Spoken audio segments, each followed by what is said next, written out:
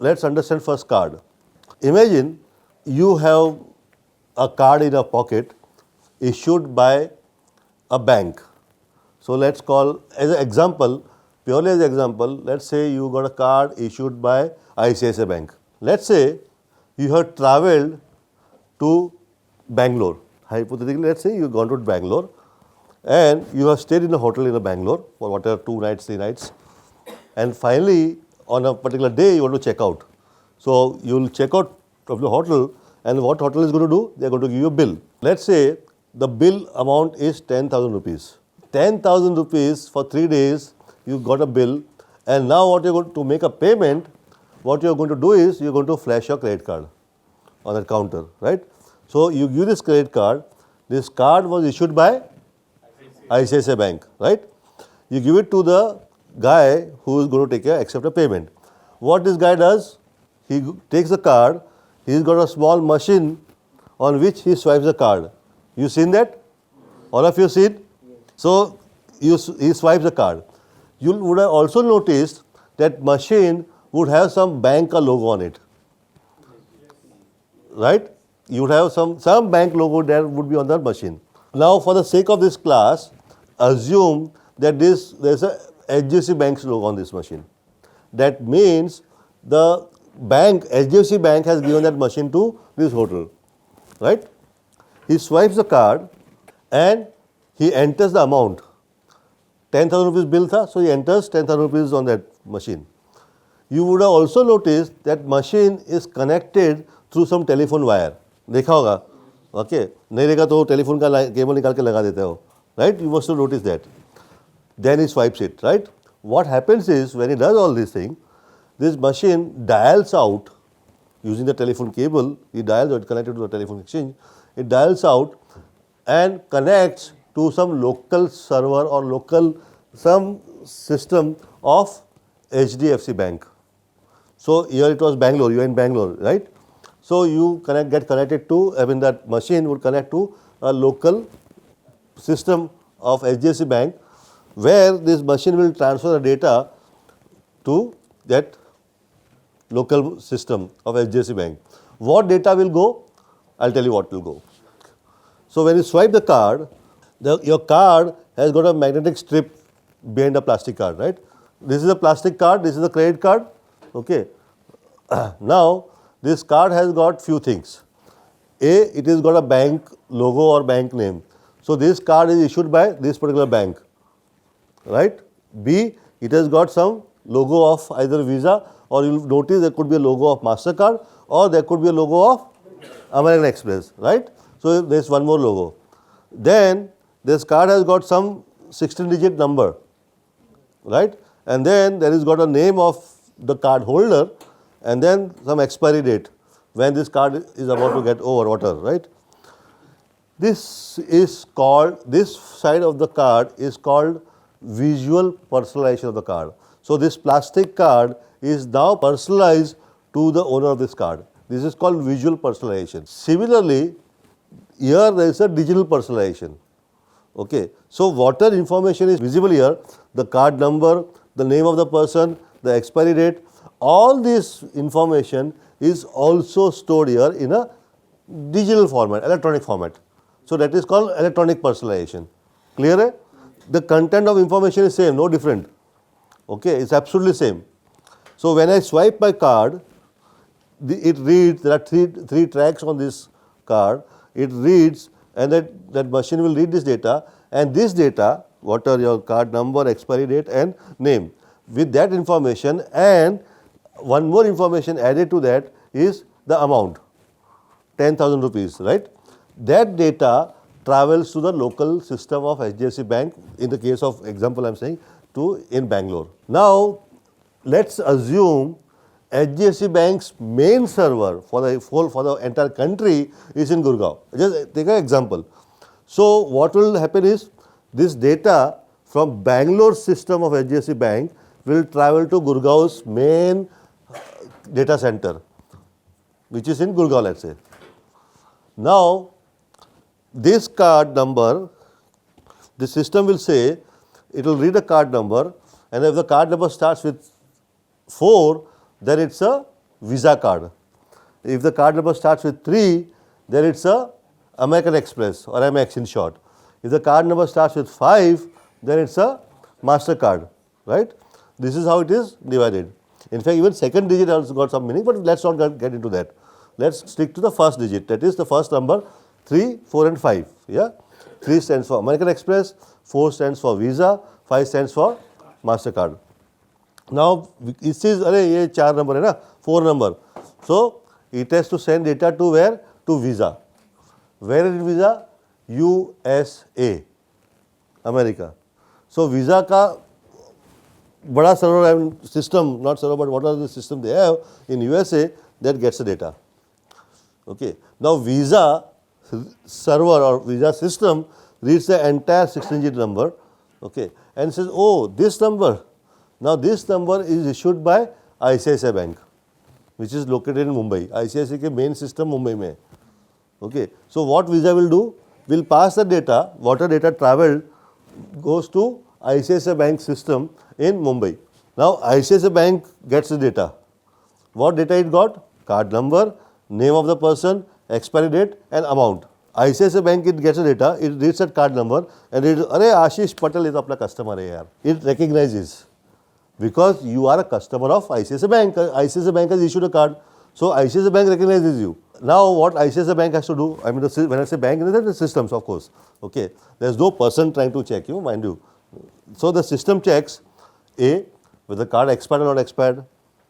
No, card not expired, within limit, great. What is your history? Are you blacklisted? Not, I mean, is your card blacklisted, hotlisted, red listed, whatever it is? No, clear, everything is clear. What is the amount that you are asking for? Credit, 10,000 rupees. So, do you have that credit balance with you? Yes, good credit balance is available. खर्चा नहीं किया है बहुत time से 10 रुपये बाकी है इसका भी खर्चा कर सकते हैं. Okay. So, if they approve this transaction, then what happens is ICICI Bank or the system will generate a unique number, what is called as the authorization code. And that authorization code or approval code rather travels all the way back in the same way that the way the data traveled here, in the same format it will travel back to this machine which was in a hotel in Bangalore given by HDFC Bank. In this machine, that authorization number will come, the machine receives the authorization number and it starts printing that receipt and you feel it, card pass ho gaya. You feel relieved. How long it takes? About maximum 15-20 seconds, 30 seconds maximum. Your data travels all this way. The bank which has given the card to you is called issuing bank. The bank which जिसका वो machine था, POS machine था जिसका, it's called acquirer bank. Why? Because they are acquiring the transaction. So that bank is acquiring the transaction, it's servicing the customer, okay, it's acquiring the transaction and that's why it's called acquirer bank or acquiring bank. Yeah. So in any this card business, there are always two banks or two entities. One is the bank which has issued the card, जिसके आप customer हो, for which you are a customer, and the other bank is the acquiring bank, okay, or a bank which acquires the transaction, which services the customer. What happens is, this merchant, now in banking or in a payment business or in payment systems, the hotel or anybody who's got a POS machine and who is receiving the payment is called merchant. Now that merchant, let's say if you have swiped 10,000 rupees, if you intended to pay 10,000 rupees to the merchant को पैसे कहाँ से आएंगे? How will the merchant get the money? The acquiring bank, जिसका वो POS machine था, that bank will be giving the money to merchant next day. It's called T plus 1 day. T plus 1 means transaction day plus one more day. Okay. How much money will they receive? Not 10,000 rupees fully. Okay. The merchant usually receives little less. How much less? Right now, for the sake of this discussion, as of this point, take it 2% less. That means for 10,000 rupees, they would get 9,800 rupees. उसके 200 रुपये कटेंगे, bank takes, right? Or now instead of 10,000 rupees, let's take 100 rupees. And how the whole payment cycle gets clear? The issuing bank at the end of the month gives a statement to the customer. You receive a statement at the end of the month or whatever, right? And then you get some period to make the payment. So let's say you pay 100 rupees. आपको 100 रुपये का statement आया, आपने एक merchant के वहाँ पे आपने 100 रुपये का कुछ ट्रांजेक्शन किया, you had gone to a grocery shop or somewhere and you made a payment through a card for 100 rupees, that statement comes to you for 100 rupees, you will be paying 100 rupees to the issuing bank because you are customer of issuing bank. Okay, when you pay 100 rupees to issuing bank, okay, but at the same time, how much merchant gets? Merchant gets 98 rupees. उसका दो रुपये कटेगा, 2%. Why I am saying 100 rupees? Because it's very easy to convert into percentage. Moment I say 100 rupees, you please convert into a percentage. Okay, so in 100 rupees, if he gets 2 rupees less, that means 2% उसका कटेगा. Okay, now this 2 rupees is spread between three people. The acquiring bank gets about 83 paisa, roughly around 83 paisa they get, acquiring bank. The master visa, the settlement company, which does the settlement between these two banks, okay, they get around 7 paisa to 8 paisa, depending on the bank. They have different negotiation, different deals with the different banks, but roughly around 7 paisa is what they get. And the maximum portion, that is around 1 rupee 10 paisa, is kept by the issuing bank. Now, why is it that issuing bank gets maximum share and not equal? Why is it that acquiring bank gets less, whereas the acquiring bank is servicing the customer, okay, and still it's the issuing bank which gets maximum? Yes, Piyush bhai? Bank which acquired the customer to become to take the credit card. Okay. Main work was done by him to make him the customer. There are two parts of the to answer it. A, obviously the issuing bank has incurred the cost of acquiring the customer. Yep. He has to recover that. At the same time, the issuing bank is under risk of receiving the money after 45 days. So they are waiting for it. So the wait period, they are taking the charge for that. As over here, the 2 rupees or 2% whatever is there is already given to them. So they have taken the settlement out there. The risk is with the issuing bank. Why? Because customer gets a statement after 1 month. After 1 month also, customer may come back and say, "Arey, ye transaction I am not done. पैसा नहीं देने का ले जा." What can a bank do? Bank can't do much. And trust me, and don't do it, but trust me, bank can't do much. You got an idea how the things get shared. Okay, so 2% which generally gets deducted from the merchant, that is spread between three people, it's shared between three people. Acquiring bank keeps one portion which is about 83 paisa. Master Visa as a settlement company takes about 7 paisa, and balance about 1 rupee 10 paisa is kept by the issuing bank. And the reason being, the risk is maximum with the issuing bank. This amount, that 2 rupees or whatever 2% rather now, which gets deducted from merchant, is called merchant discount rate, MDR in short, right? It's called merchant discount rate. People who already have a retail business or who has got a POS machine, they would know this funda, okay, and this is the amount which gets deducted, that's called MDR. Okay, the bank gives them a machine, the POS machine, and the money which they get usually is always less. Why? Because there's a deduction of MDR. Now, when the issuing bank and the acquiring bank is same, possible hai? Even issuing bank also has got his own POS machines in the industry, out in the business. Okay. In such case, those kind of transactions are called on-us transactions. On us. Okay. Where the issuing bank and the acquiring bank is same. Now, in such case, that bank gets to keep both. The money which they earn through acquiring and the money which they earn through issuing, both these things are kept by the same bank, and hence you can negotiate this amount with the bank if you happen to take a POS machine, or as you learn further, we will talk about payment gateway, even during the payment gateway kind. So let's say if you are going to ICICI Bank and you say I want a POS machine or I want a payment gateway is usually used for online business. The other system remains the same. Okay, what is the MDR going to charge me? And if ICICI Bank says I am going to charge you, let's say 2.5%, you will negotiate, you settle for 2%, we say okay, fine, I am ready to give you 2% on MDR as a MDR, But what about on us transactions? Because generally bank will not tell you that about honest transactions. Okay. So now you know, so you can say, okay, for honest transactions, I am going to give you 1% or negotiate in short. Why? Because bank is earning more there. So if bank is earning more, obviously then they have a reason, I mean not reason, but they have a room to pass on some benefit to you as a negotiation deal. Have you noticed in many places, especially in restaurants and those, they use in 2-3 terminals? Why do they need to keep 3 terminals?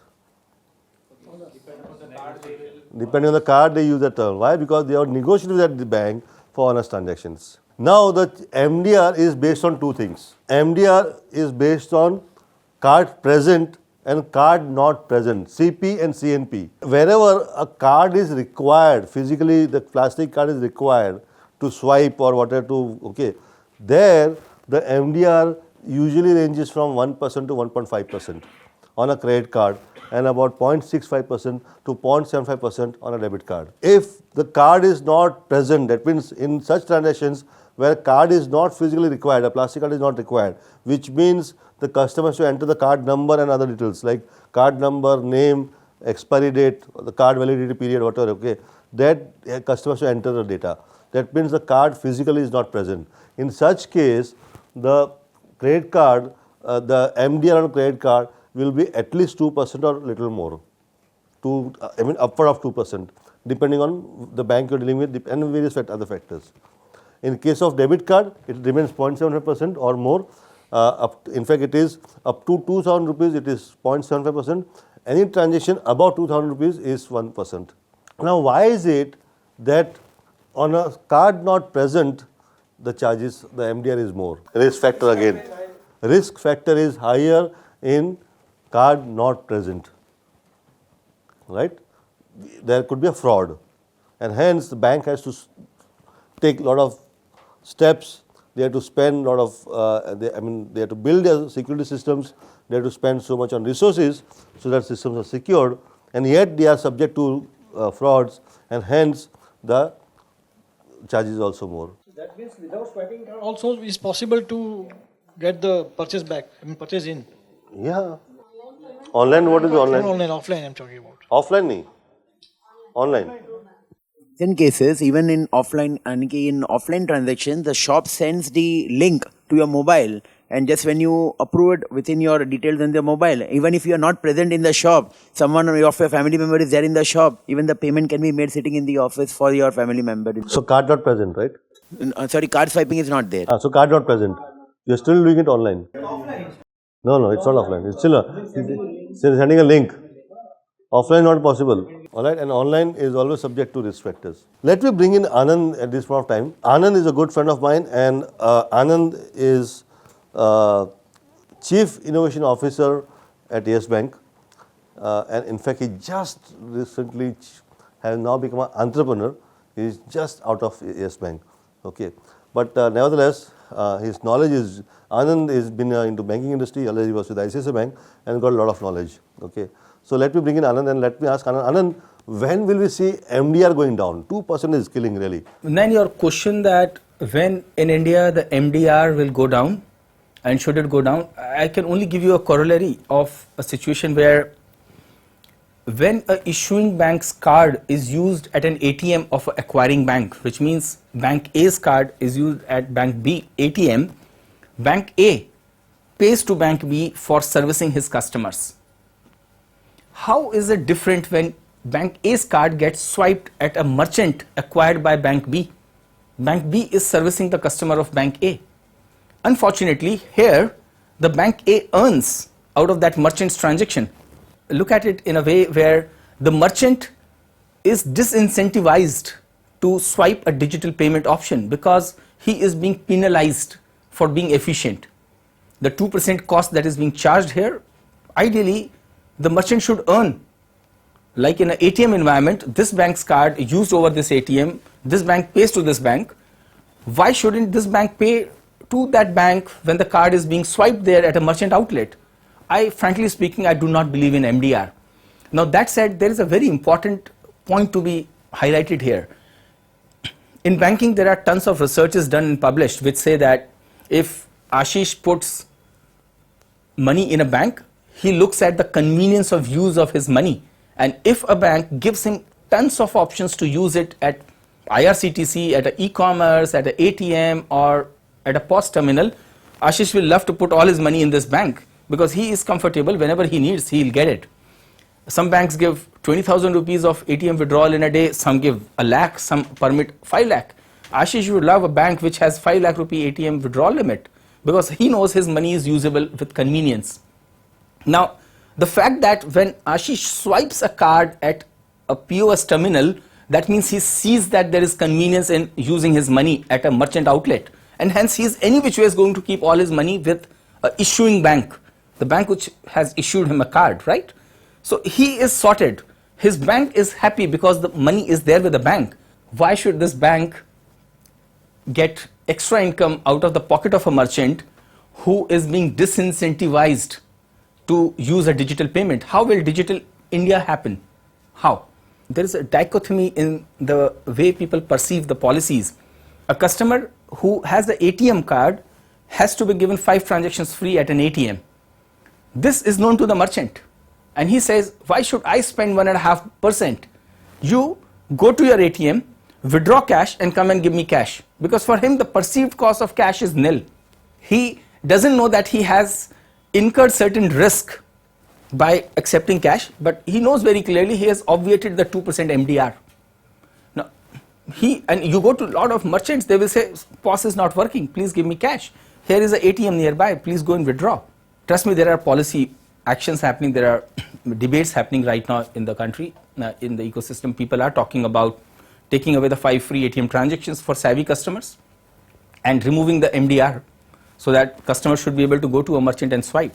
But that does not close the point of his taxability, because all the cash paid today was non-taxable apparently. Not everyone accounts for it, unfortunately. The moment you start paying digitally, all the money gets into his service tax angle, all the money goes into his income tax angle. He has to suffer a tax audit, right, because his transaction goes up beyond a point which now he has no option but to record. So those implications, there are works happening with USAID, with CGAP and with the DT at the center, and they're trying to do some policy interventions there. Interesting. Yeah. So when, Anand, coming back to my point, when do we really see MDR going down? Will it ever become zero? Is there a possibility of MDR becoming a zero?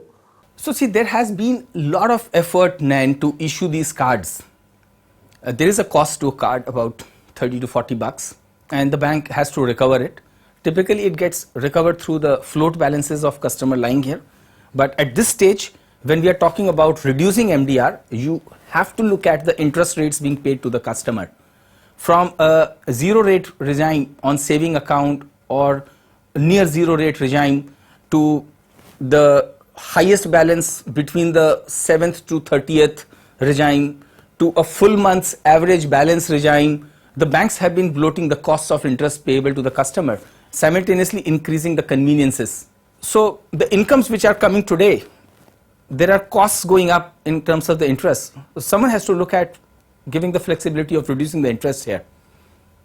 So of course there's a cost, and I don't see that means the cost MDR becoming zero, at least in the near future. At least can we expect MDR going less, or not zero? I'm not saying zero, but how about banks reducing MDR on honest transactions? Can't that be expected at least? Then this is a very interesting question what you ask actually, and there are innovations which have happened here. So for instance, look at Pine Labs. What have they done is, when you swipe a card at a big bazaar and the card may be of 20 banks, whichever bank it is, a honest card or issuing card on a POS terminal of acquiring bank, when it gets swiped, what Pine Lab does is, there are multiple acquiring licenses at the back of it. So depending on which bank's card it is, it routes the transaction through that particular bank's acquiring license, a terminal, so to say, soft terminal at the back of it. But when you swipe the card, it automatically gets routed at the back of it. So that reduces the interchange cost because it becomes an honest transaction, so no acquiring, no separate issuance. So there is some work which has happened here, and I think a lot of people are replicating it now. Good. So at least something is happening on honest transactions. Yes. So does it mean that having a Pine Labs machine instead of an individual bank's machine is more beneficial? I'll have to check. I mean, so he talked about Pine Labs. I'll check with Pine Labs. Okay.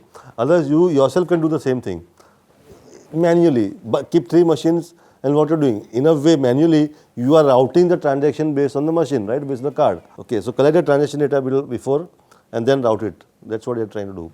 Yeah. And in payment gateway, we do the same thing. I'll explain you. So Anand, we have often seen, and we have participants who have this question, and even I have been having this question. We often see e-commerce companies offering special or additional discount, a cashback, on using a particular bank's card. And participants here want to know who bears this cost of discount or cashback. That's what the question. So this is interesting to see that there is cross-merchant, cross-industry engagement which helps you grow your customer base. So if a Flipkart wants the customer base of, say, a Yes Bank, which is tech-savvy, rich, and they want to lure them to use their site, their services, they would certainly do a engagement with Yes Bank and say, can you tell to your customers, and somewhere the merchant is willing to fund this good customer base to come and use their services. At times this becomes a cost to the bank to change the behavior of a customer, to come and use my card. So customer has 10 cards probably, he has 2 more methods to make payment, but if I give him a method, and of course it comes at the cost of a discount or an offer to change his behavior, but once that happens, a customer gets used to. So you would go to a Cafe Mangi and there used to be the Citibank offer which you swipe and get 10-15% discount. Next month Amex ran that offer. So it was a great win-win for both of them, but sooner or later active card goes dormant when the offers go away, and customer is really savvy. He keeps looking for what offers are available, which card should I use, and I know friends who have about 20 cards, and they ask a restaurant where is the discount, on which card is the discount. Interestingly, there is an app called Cardback, and you put in your 6 digits of the card on this app, save all your 5 cards here, and tell which restaurant you're using it at. It has mapped at the back end various banks and their offers available on various merchants. So it will tell you which card to use right now, sitting at this restaurant. Interesting. This I never knew. Okay. Cardback app. Lovely. Amazing, Anand. So Anand, my again question remains, who bears the cost? The discount is purely funded between merchant or the bank. It depends who has budget, who has need. Most of the time it's the merchant, because there's a commerce, there is a large profit which is going through. At times some banks fund it because it's treated as a cost of branding. So if a bank gets visibility on an e-com site, banks at times fund this cost. So far so good? Yes. Clear? Yes. Anand, thank you very much. I'll call you again. Master, Visa and Amex, all these 3 are American.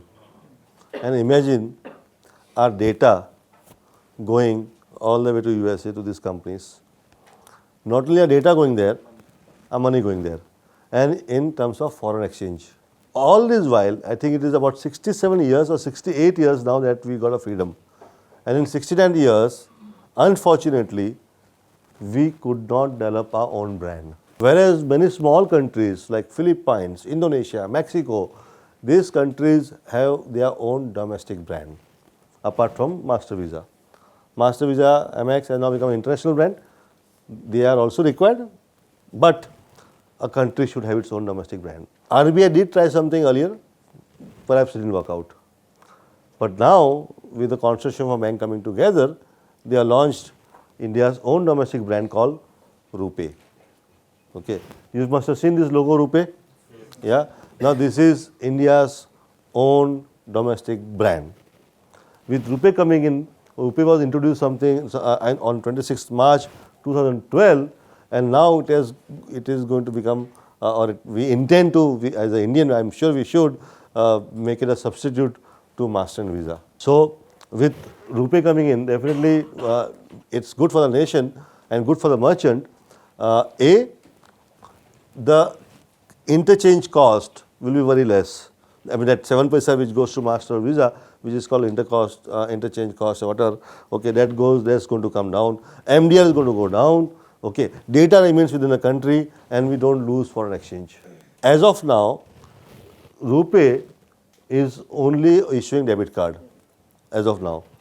Soon, I expect, and it is, of course, they also declared that they'll be also issuing credit card. And guys, being an Indian and being a fellow Indian to you, I would request, do use RuPay, because that's apna card. Why should we allow our foreign exchange, our data to go overseas?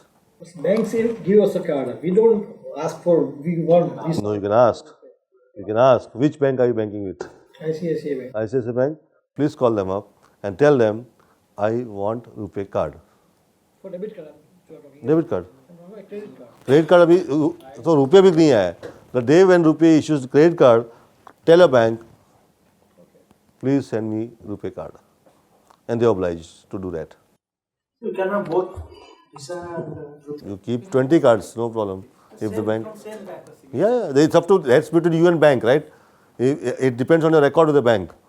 If your record is not good, they'll say no, not a single card. If your record is very good, then you'll get 20 cards. So you understood the structure. In the sense, there's an issuing bank, there's an acquiring bank, and there's a settlement company or an interchange company, like RuPay or a Master and Visa.